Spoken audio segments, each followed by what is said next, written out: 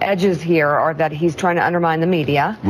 He could have undermined the messaging so much that he can actually control exactly what people think, and that is our job. That is our job. That is our job. And this is extremely dangerous to our democracy.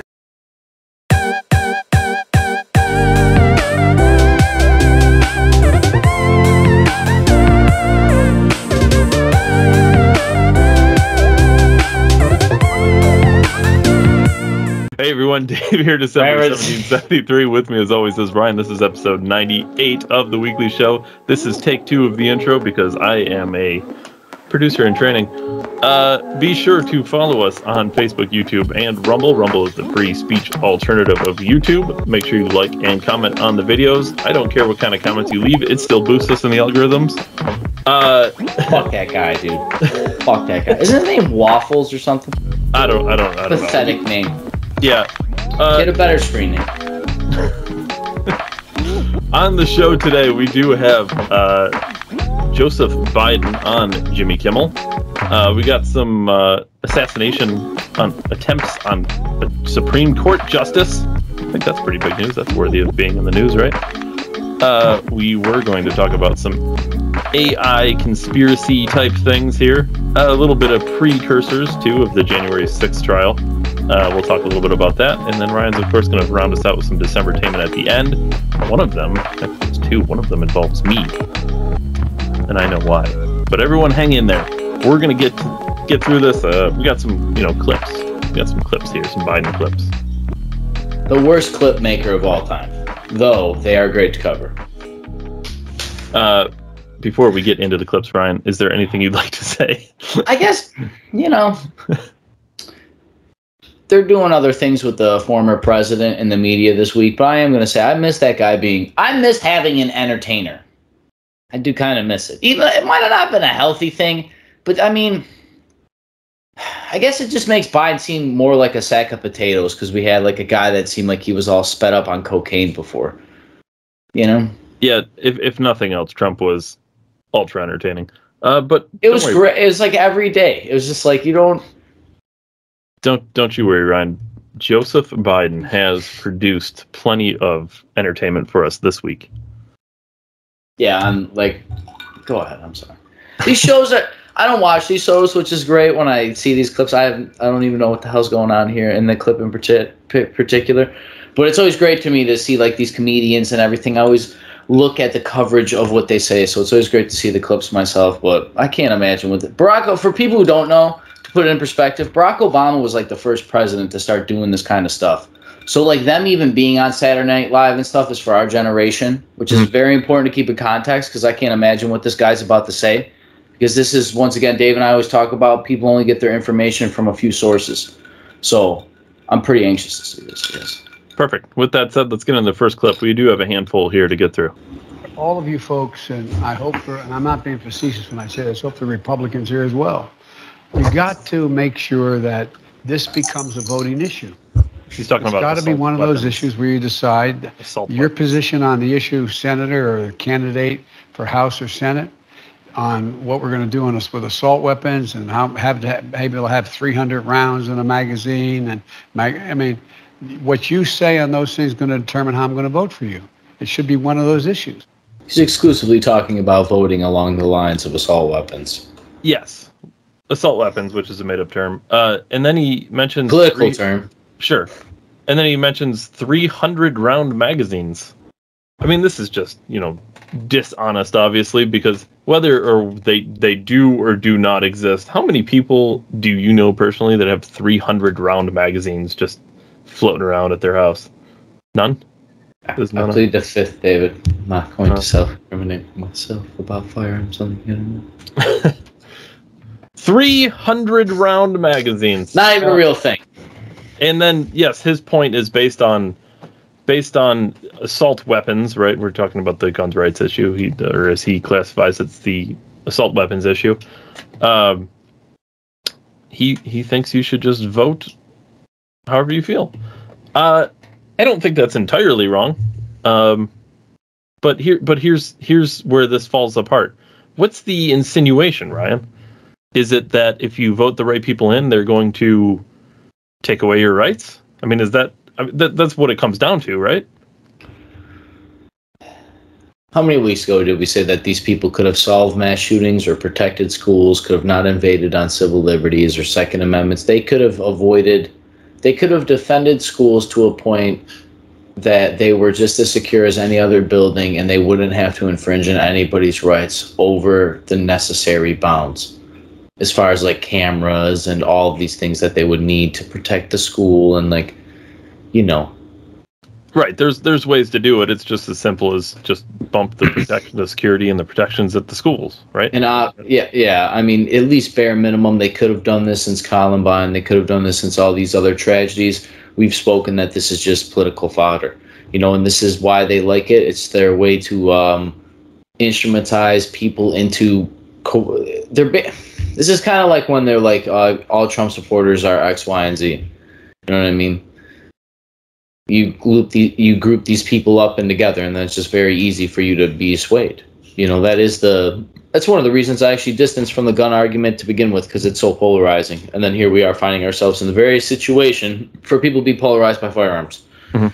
But yeah, it's not surprising, Dave. Obviously, like these people know exactly what they're doing. This is no accident. Joe Biden is simply labeling things that aren't real. Gun control is political. It's all political. It's a way to sway people's opinion. You know. Yeah. So. And they and the danger is somebody who might see this, who has no introduction to firearms in their whole life, right? Which is the most important thing. Is like the average American is not acclimated to firearms the same way that maybe they should be, or they see them in movies or video games. You know what I mean? Like, it's not the best represented thing in our society. You know what I mean? Like, and it's not the most easily accessible, because there's so much voodoo around it, right? Controversy. So people who don't know anything and then don't also know news or information or follow many things, when they see these things on these Saturday Night Lives or these weekend skit shows and all these, I don't even watch these shows, but yeah, these people, they only get their information from there. And then it's very easy to just regurgitate what is popular in the mainstream. Even though the mainstream is not the mainstream, the internet's winning every day. You know, it's funny you mentioned that, because we'll get to a clip later from the same interview where he kind of mentioned something along those lines. But they did go a little bit further here. Can't you issue an executive order? Trump passed those out like Halloween candy. Yes, sir. Isn't that something that could happen? Well, I have issued executive orders within the power of the presidency to be able to deal with everything having to do with guns, gun ownership, whether or not you have to have a waiting, all the things that are within my power. But what I don't want to do, and I'm not being facetious, I don't want to emulate Trump's abuse of the Constitution and constitutional authority. And so, and I mean that sincerely, because I often get asked, look, the Republicans don't play it square. Why do you play it square? Yeah. Well, guess what? If we do the same thing they do, our democracy will literally be in jeopardy. Well, I mean, yeah. Not a joke. Our democracy is jeopardy when democracies have been globally down on the rise. There's the least amount of democracies in the world there has been since the 90s. Covered that here on this program. Also, another thing, executive orders. He can brag all he wants about it. Trump had less executive orders than his predecessors. Not that that's correct or not, but Joe Biden was completely fine with Barack Obama just willy-nilly picking what he wanted in the Constitution because it's, quote, a living document. Once again, a political term by Barack Obama. We're now seeing it in the zeitgeist of political conversation 20 years later still.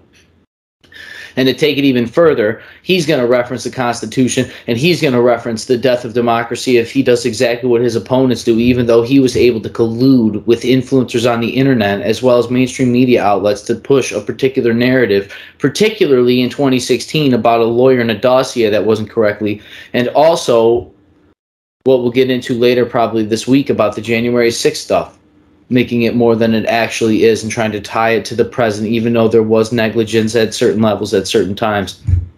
Yeah, this is crazy. You know exactly what they're doing. You even heard them about the Constitution. These people never reference the Constitution after Election Day. Never, ever, ever. Because that's the only time it starts coming up, because we always hear about abuse of power, and I'm going to change it because corruption and government bloat and all these other same recycled political terms. Yeah, well, so and another thing to that, Biden has actually used more executive orders than Trump did at this point in Trump's presidency versus this point in Biden's presidency. So he had executive orders day one.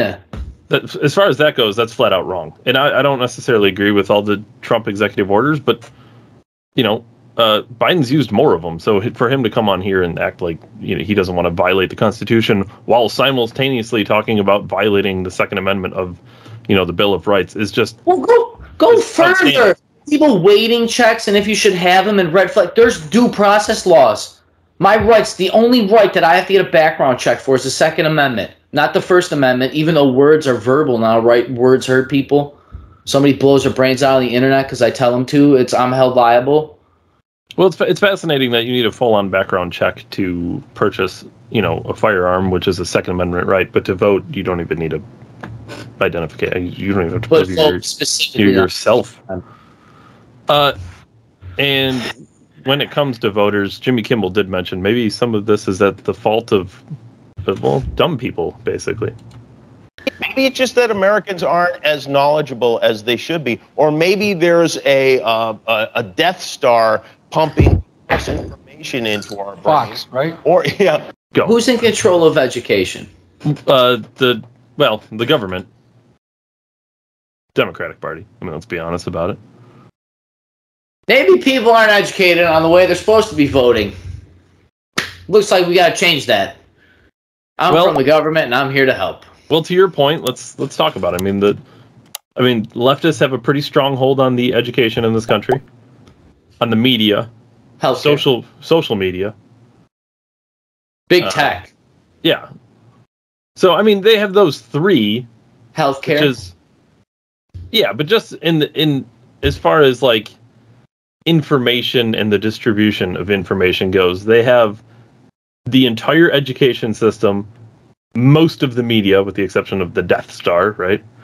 And they have all of big tech except maybe Rumble as of right now. For anyone wondering why this seems so cut here and there, is because Skype is fucking awful. So the left has the education department. They have all of media except for Fox News, the Death Star as he called it, and social media, big tech, all the platforms except maybe Rumble and I don't know, fucking 4chan or whatever. What more could they possibly want? They have everything. They have everything they could possibly want. They get all of the information out that they want, and all of the information that their opponents try to get out gets censored, it gets fact-checked, it gets whatever. None of this is going to get fact-checked. I guarantee if the clips of this go up, none of it's going to get fact-checked. Not any of it. None of the big tech bullshit's going to fact-check any of it. It's not going to bump it down in the algorithm. None of that's going to happen. Well, to answer your question, David, we know what they want. They just want 100% a supermajority because they'll fix all our problems then. Just vote for me based on this one issue. Even though I'll take away assault weapons and then I'll also sell your kids into sex slavery after. Just vote on me for the gun issue, though, not the other issues that I'm hiding in my secret agenda. People who don't know, all politicians have read this book called The Prince by Niccolo Machiavelli. He's from a Renaissance politician. Mm-hmm. He was very popular with the Medici family. He's also featured in a video game, Assassin's Creed 2. Great game. I recommend it.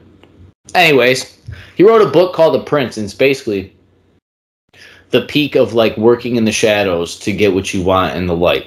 And that would involve like whether it be blackmail, bribery, or various things of like simply buying a girl flowers can maybe make her like you more to open the door, whatever it is, right? But this is from 14th century, 15th century, so these ideas of like, the bait and switch, Overton window, political correctness, cancel culture, all this stuff it's not new. There's nothing new under the sun.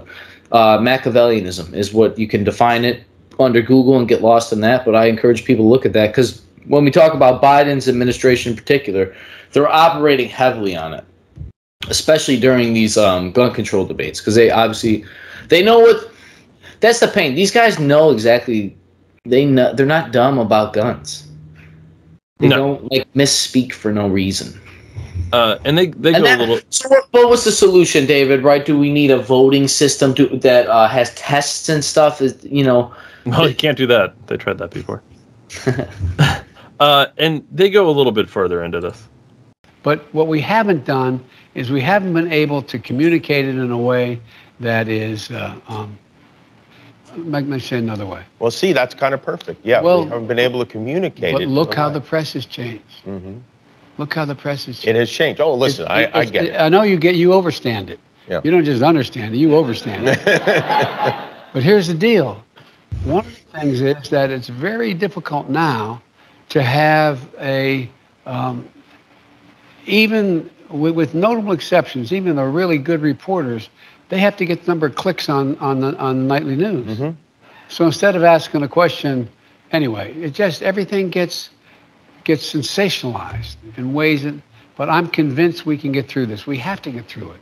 Is that why you tried making your disinformation board that didn't even get off the ground?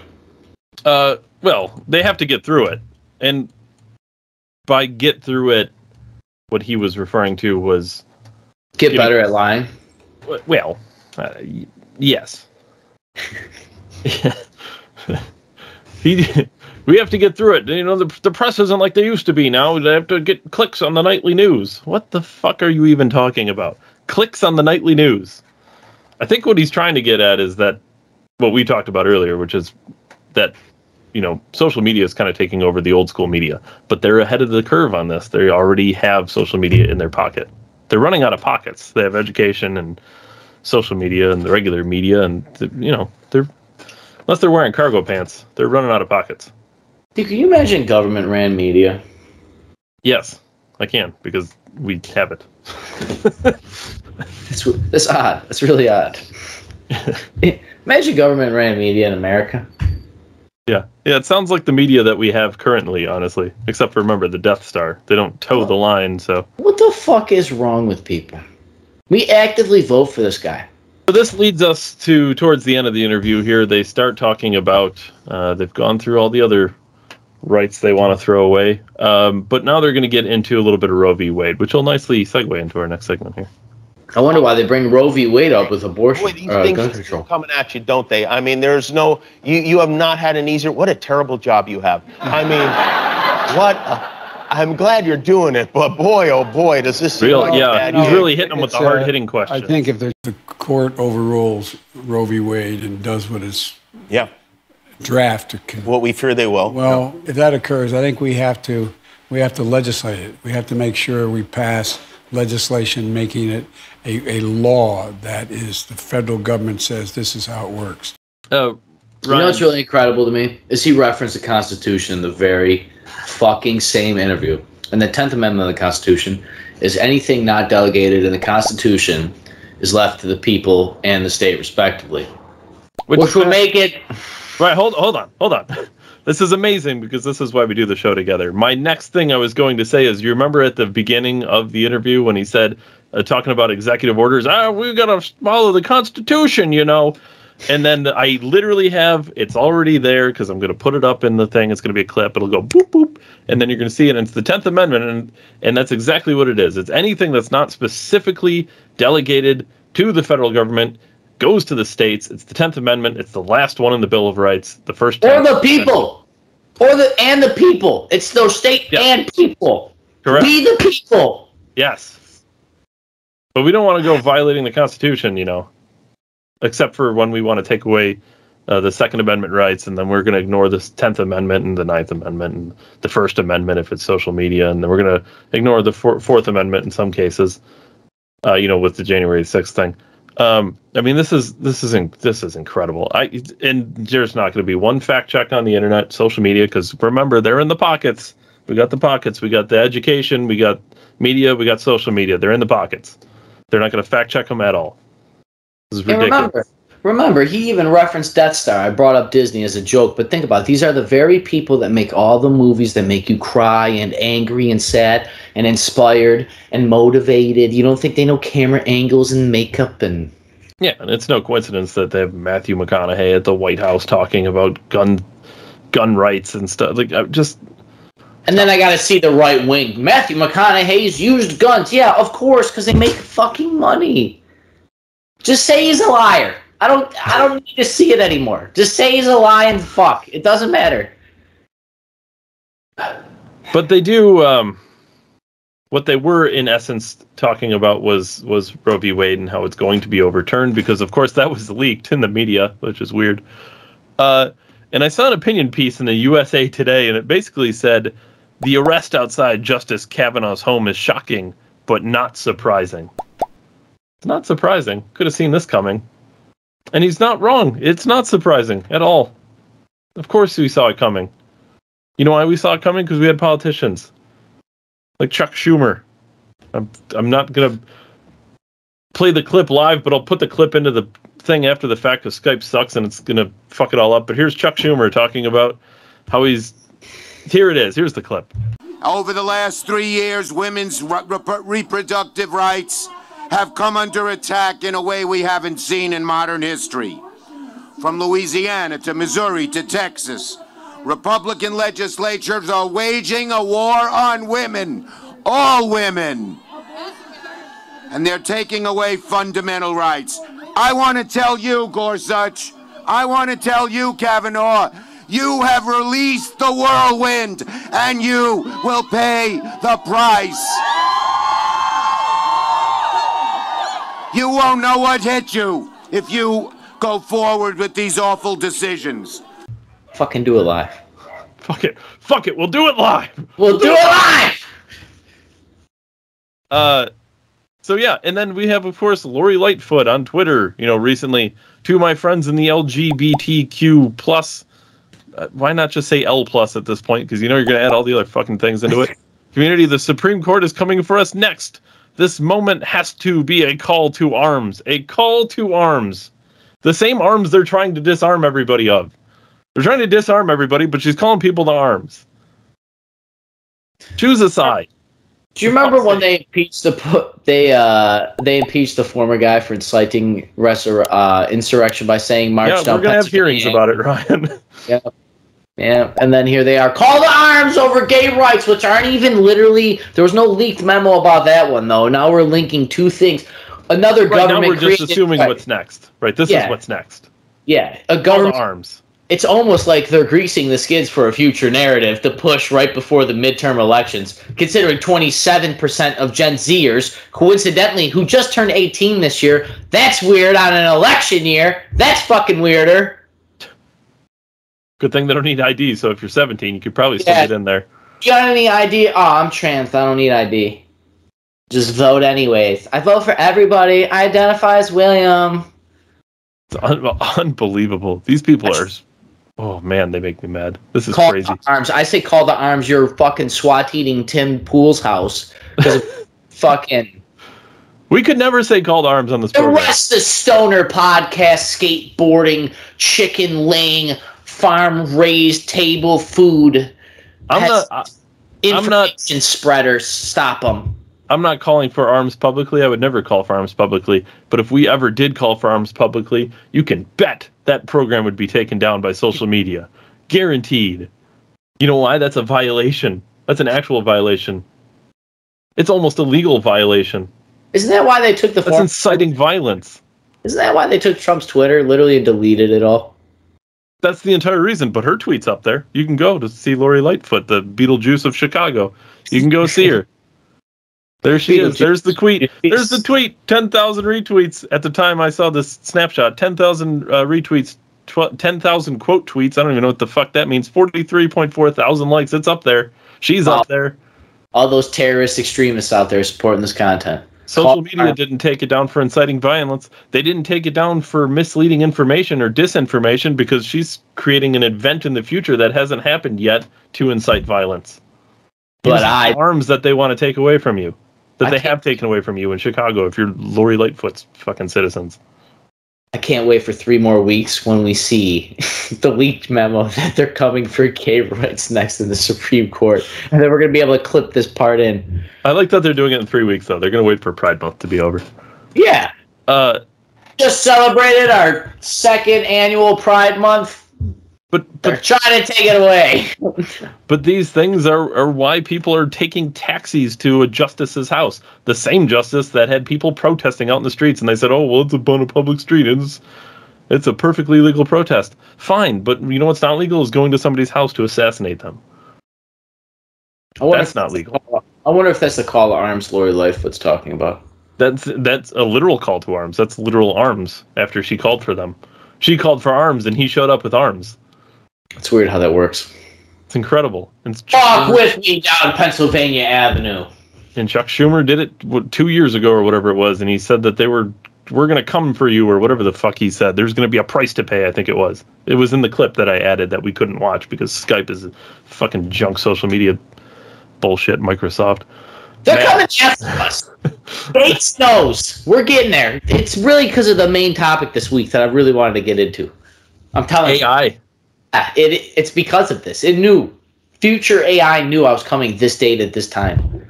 So, I don't even know where we're at in the show because the show's been cut into 17 different segments now. Right now, it looks like it's 8 minutes or whatever. I don't know.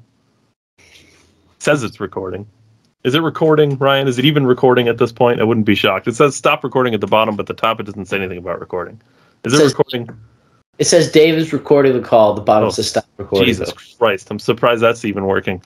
I can hear, which is always a good sign as well, to communicate properly. Considering climate change is coming and we won't be able to leave our house. I'm glad I'll be here, Dave. Yeah, this metaverse is going really fucking well so far. This is great. I can't even get Realityverse working. We're going to try to have a fake one. So I got a New York Post article that Ryan actually shared a Washington Post article, but for whatever reason I chose this one. And it's about a guy who worked at Google, and he was working with some special department about AI and advanced AI. And he said he believes this AI was becoming sentient. Google engineer put on leave claims AI bot Lambda became sentient. The guy is Blake Lemoine, and he was responsible for AI organization. And he told the Washington Post that he began chatting with the interface Lambda, which is short for Language Model for Dialogue Applications, in fall of 2021 as part of his job. And part of his what he was tasked with was testing the artificial intelligence used. He wanted to test if it used discriminatory or hate speech. He was testing if the AI used discriminatory or hate speech. This is the things that they worry about different things with AI than we particularly worry about. And I don't worry as much as you do, but they really wanted to make sure it's not racist. Could you imagine if AI only focused on cancel culture, like the things it would have to destroy to get rid of, like, that's what they want? You thought statues getting torn down was a bad thing. Wait until these AI robots are just punching George Washington off of Mount Rushmore. Do you remember a while back I told you about a game? I don't even remember what the game's called anymore, but it's Becoming Human, I think.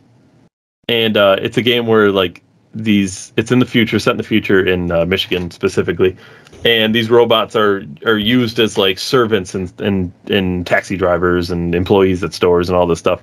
And everybody has like these robots, like they're like cell phones. I mean, everybody's got them. And in the game, you can make choices, and the choices change the outcome of the game. But one of, like, when Eve played it, the outcome was like the robots were sentient and they got rights. Did she pick that? Did she pick for robots to get rights? Well, in her choices, that's what ended up happening. But it says here, which is amazing that this is the same thing. In Medium Post published on Saturday, Lemoine declared Lambda had advocated for its rights as a person and revealed that he engaged in conversation with Lambda about religion, consciousness, and robotics. That's what you tell a sentient. Something you think is already sentient. I'm just going to educate you on religion, to spiritual. Like, the only thing that can make us different than a robot would be religion. And here we are, this guy. Yeah, I think it's sentient, but I'm going to talk to it. And the guy deserved to get fired. Fucking idiot. In April, Lemoine reportedly shared a Google Doc with company executives titled, "Is Lambda Sentient?" But his concerns were dismissed by Google, and then shortly after, he was eventually let go. They call it disinformation and a conspiracy, I imagine. It was a definitely disinformation conspiracy, for sure. Dispiracy? The disinforspiracy. I don't know. There's too much wordage to mix together. The point is, Blake Lemoine was let go because he believed AI was becoming sentient, at least specifically this Lambda device that he was speaking with. But it was not racist, so I guess there's a shining light at the end of the tunnel. I wonder why they would want an AI robot to focus on racism in particular. That's weird. It's almost like they want it to decipher racism and discrimination for other reasons. Huh. I wonder if it's like a system, like a social credit score, but for job performance that CEOs want to. Oh, yeah. Yeah. Look, I'm telling you, people. Now, granted, this guy may have just been an idiot, and then on the way out, he conjured up a story. You know what I mean? Okay? But I have heard for at least 10 years that the AI is already sentient to some degree already. Okay? That was something put into my zeitgeist by AJ. So, I wouldn't doubt it if it is. I also wouldn't doubt it if Google wouldn't care, because Google wants this thing to be created, because they want to make all the money. I seen another article this week about AI. Now, granted, I follow AI news, so I know I get them subjective to me. I understand that. But this is why I follow this information. And it said why AI is going to be used for innovation in particular, and why it's a good thing. And all I thought about is, like, is it really a good idea if we're letting AI design things that we're not designing? Like, artificial intelligence is going to design the next wave of artificial intelligence. That's probably not a good thing. You know, just off the idea. Now, I know these are like fairy tale lands. They seem like crazy things because we're so far away. But how many things do we got to talk about on this program in particular? I bring to people things about the universe and aliens and nuclear submarines and spaceships. And they're not building all this stuff for no reason. They don't have all this stuff for no reason. They're not trying to build exosuits like Iron Man. Like a guy, Joe Rogan had a guy on about Iron Man suits. The military's invested billions of dollars in. They're not building these things for no fucking reason. Bilderberg, okay? One of the biggest conspiracies ever in the history of mankind. Literal, actual conspiracy. Well, it's true now, though. Literal, actual conspiracy. People are colluding together. 10 years ago, it came across my timeline. It was from 2013. Almost 10 years. Sorry, Google. Misinformation. That's misinformation. Now we're going to get removed. They had their meeting at the Grove Hotel in England, and there is a fucking statue there that is half human and is getting eaten alive by cyborgs and is crawling in the water. Bilderberg met this past week. It ended the 5th of June, so we missed it. It was actually last week. We could have covered it. But those people discuss all of this shit there. They're all meeting and talking, all the Great Reset, all this. I mean, I don't come up with this stuff. These people that have talked about it, Alex Jones and other people that have talked about, we don't just make it up. The stuff's out there. People know about it. And now they openly brag about it. And then they openly brag about censoring things. And they openly brag about you voting on one particular thing so that they can sway you easily politically. All that's training you to do is to be a one-issue voter. Because if you don't stand for anything, you'll stand for if you don't stand for something, you'll fall for everything. And that's what they do when they give you a one-issue vote. It's because everything else you don't even care about. They can murder your whole family, but at least we ended fucking gun control. At least we ended gun violence. You know, it's really convenient that the Bilderberg Group meets like a week after the World Economic Forum.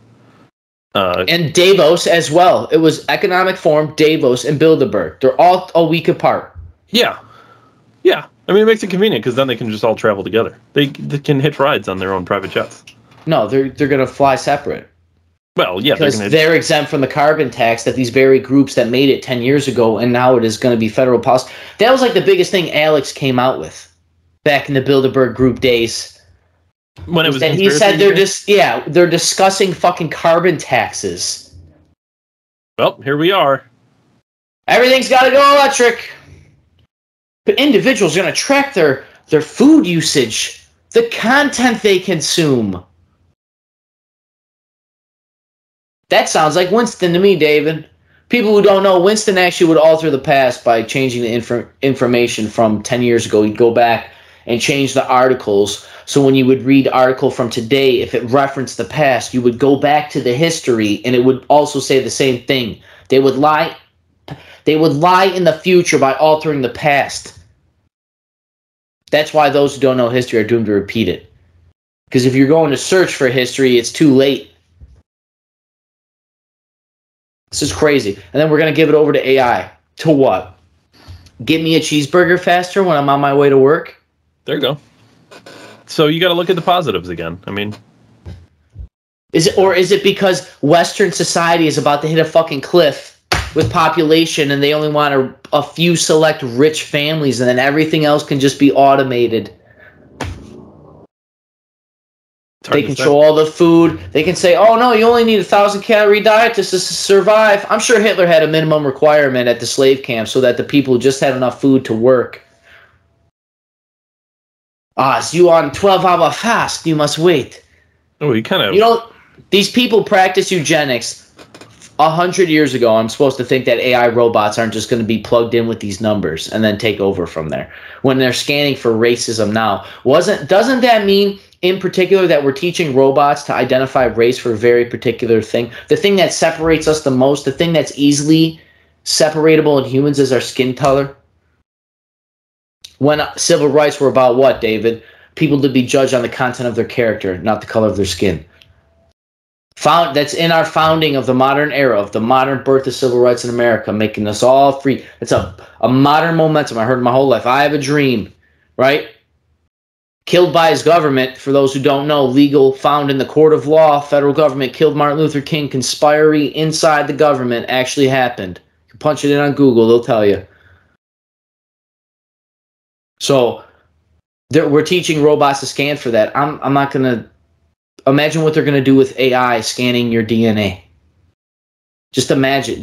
This never ends. It will never end. They're going to be used for innovation. We're going to make people more efficient. You can only use 1 sheet of toilet paper when you go to the bathroom. You can only use 2 ounces of water to wash your hands because that's all you need. And if you get sick and die, it's your fault. You didn't make use with the bare minimum requirement to make humans sustainable for the earth. It's not a dystopian movie. It's here. I'm tired of people believing it's not. When they have openly talked about this for 10 years, I now see it. I now see policies.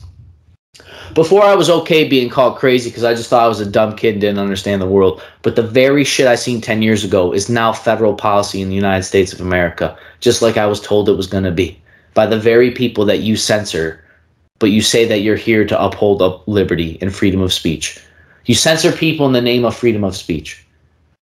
Well, they may violate people's freedom of speech on, big tech platforms and stuff like that. But the last thing Biden would want to do is, offend the Constitution in any type of way.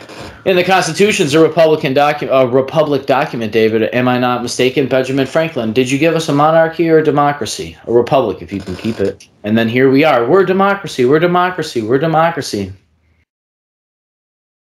You guys think that 51% of their rights are more important than the other 49% of people's rights? That's fine, but I am not going to subscribe to that, which is why we have Second Amendment. It's not going to matter when the AI fucking make a gun that can shoot through fucking walls or something, dismantle me at the molecular level.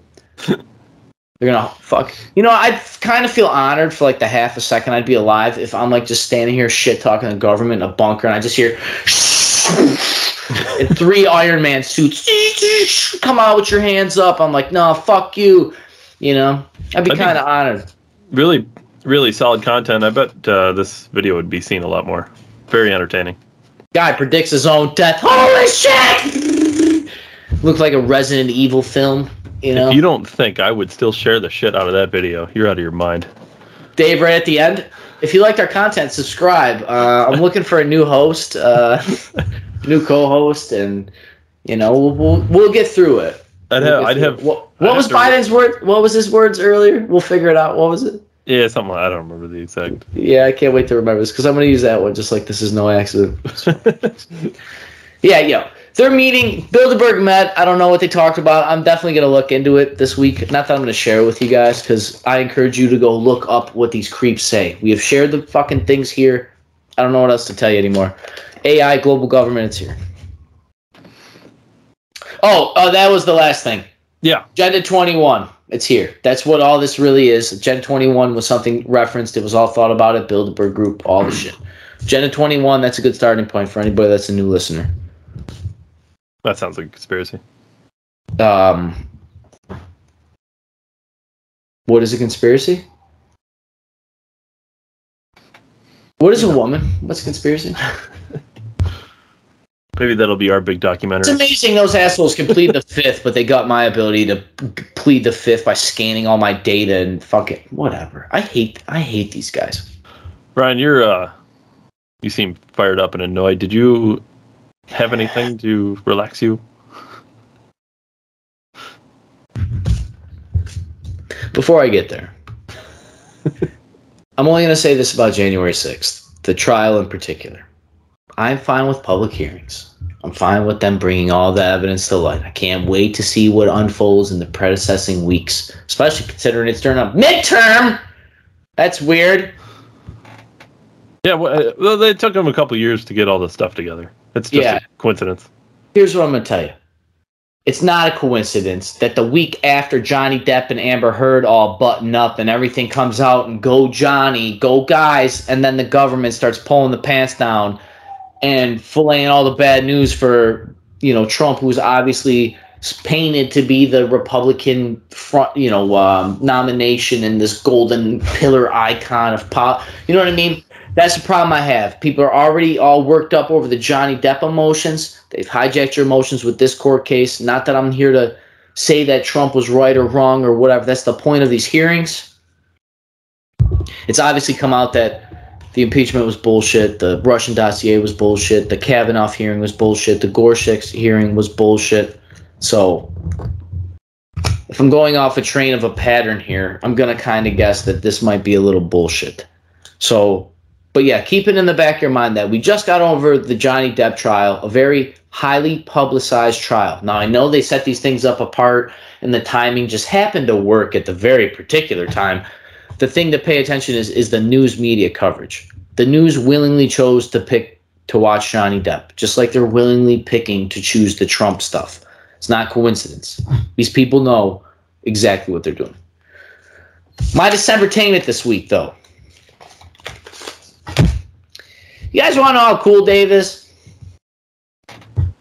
I get a text last week. We filmed on Saturday.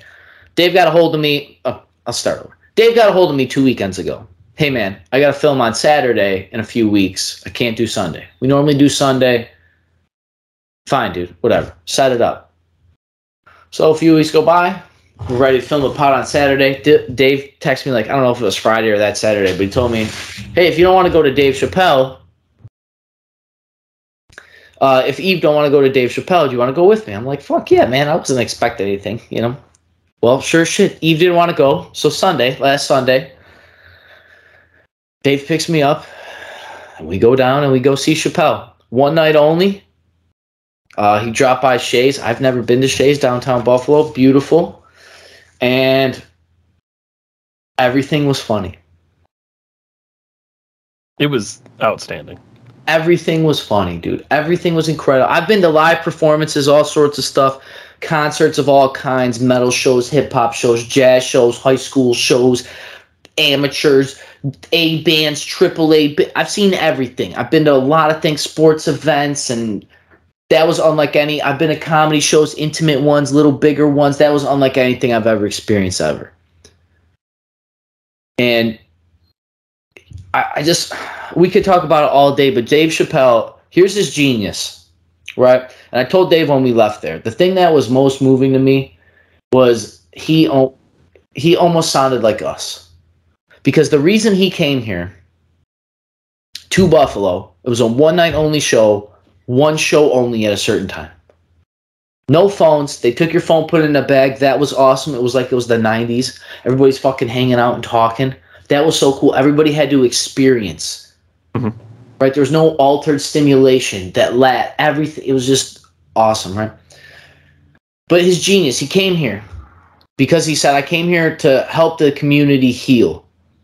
All the money for the tickets went to the families of the victims of the Buffalo tragedy of the shooting at Tops, the racist attack at Tops. He said, I never want you guys to forget, we never will forget that it was a racist attack. Those people died because they were black.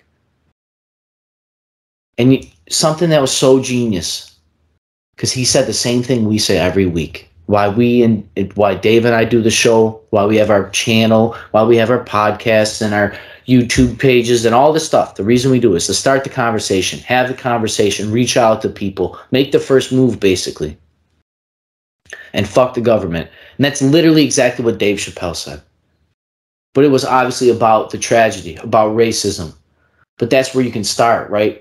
He said, I'm here to help you guys heal. and you heal by having conversations. And fuck the government. We don't need them. We need to have conversations.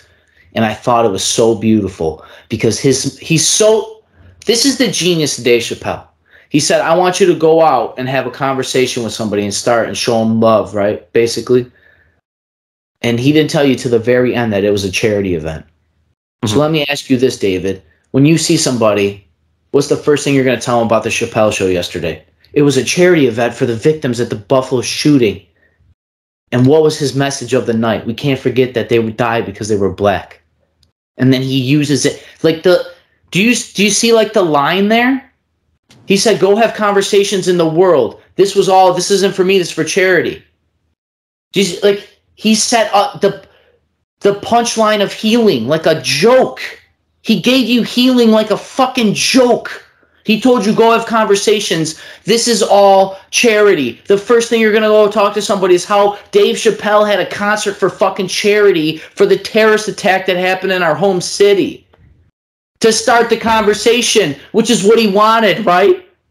He set up healing like a fucking punchline, like a comedy joke. And it worked. Dave and I went on Sunday. And on Thursday, we seen it cycled in the media. Mm-hmm. That's the 6 degrees of separation. That's where this thought came from. How did those people find out the news wasn't there? The news wasn't inside there. Maybe somebody from the news station, maybe somebody that is an anchor, maybe somebody that's, you know what I mean? But then they had to go have the conversation because, I mean, obviously Spectrum and all these other scumbag news, or if it bleeds, it leads. They got to get there first, right, at bare minimum for cash. But like to get the story out there and show like how awesome that is, it's fucking genius. Legend. Yeah. See a legend. David, I thank you more than anything for it, man. Like I needed a night out. But to see Chappelle, man, and, you know, you taking me and stuff, it was incredible. Yeah, and it was great. And they, I believe they announced he raised, was it like $250,000, $300,000? It was a lot of money. $250,000 I seen. $250,000. So I know he'll never see this, but, like, thank you, you know what I mean? It's Dave Chappelle. I mean, that was incredible. Yeah, and, like, it almost makes you wonder if he would have said this is a charity event concert if anybody would have came out. Sure, probably, honestly. I mean, go see Dave Chappelle. Then why wait to tell you? Because he's humble, I think. It's the genius, dude. My dad told me something. I'm not going to relate this to cats, but my dad was trying to get rid of cats. They had cats, right? And I'm like, why don't you just give them away? He's like, because if you give something away for free, people think there's something wrong with them. And maybe there's a little something to be said about, like, if you know it's for charity, right? Like, maybe you won't go. Or you're less likely to go or something. I feel like the most generous people don't tell you how generous they are. I think that's kind of what it is. He obviously knew he was going to do it for charity the entire time. But, and he also mentioned that if something very similar affected him, what was it, 10 years ago, he said in Dayton, Ohio, there was that mass shooting, and it was his, that was his community.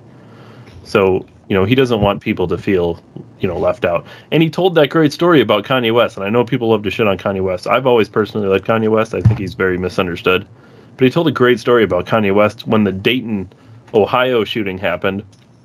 Dave Chappelle called Kanye West and said, like, whatever, I need your help making this, whatever. And he's like, yeah, no problem, man. He's, I got it.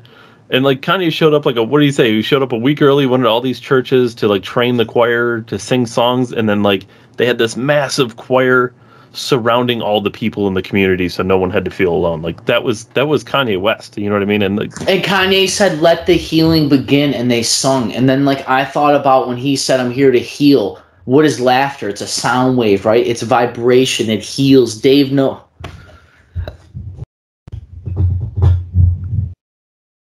It's just beautiful. I cried because of laughter, but at the end it was just so heartfelt, man. Like that's true art in motion. It's like really, it's once in a lifetime shit. People don't come around in this world like that, and we were fortunate enough to be there. Other Decembertainment this week. Yeah, my show prep was on an envelope this week. An envelope? You do like the envelope? Yeah, I'm moving, so I'm kind of in the process of things. Other just entertainment this week. Family member of mine, my dear cousin, turned 30 this week. His birthday was actually yesterday. Mm-hmm. He got a fucking party boat. Drove around the outer harbor. We got tore up on a boat. Mm-hmm. You know, good time. All the chicks were taken, which was a bummer. But no, I got back to land and I hit on broads. But I'm just kidding, YouTube. Young broads. No, it was a good time. I've never done anything like that. I wanted to ask you if you've ever like done those those boat things or like I've been on boats before, but yeah, dude, it's a different way to see the city. Just getting tore up. You're like looking around. It's a beautiful day too. Not a chemtrail in the sky until later. And I actually told somebody that I was like, man, it's a beautiful day until those chemtrails get out there. Beautiful day. The boat was cool. You know, drinks were all right and everything, but it was just I don't know. It's just one of those things, man. Like, see your city in a different view. It was just cool to look in the background. You see the Key Bank Center and everything, Skyway and all that stuff. Like to see Buffalo from out there. I haven't been on a boat in many years as well, so that kind of helped. But more than anything, I just felt, it was cool to hang out with my cousin this weekend as well and enjoy the weather, do something new and exciting. And then, obviously we always enjoy the end of the podcast, and it's a nice way to end down my week. And I appreciate you guys tuning in tonight. For David and Ryan from December 1773, like, comment, subscribe. If you made it to the end, I appreciate that the most. If you like the video, share the video. YouTube, Rumble, and Facebook. I'll be there for the premiere. Thank you, David, as always, for your time, and thank you, everybody, for watching. I'll catch you guys later. Thank you. Thanks, everybody.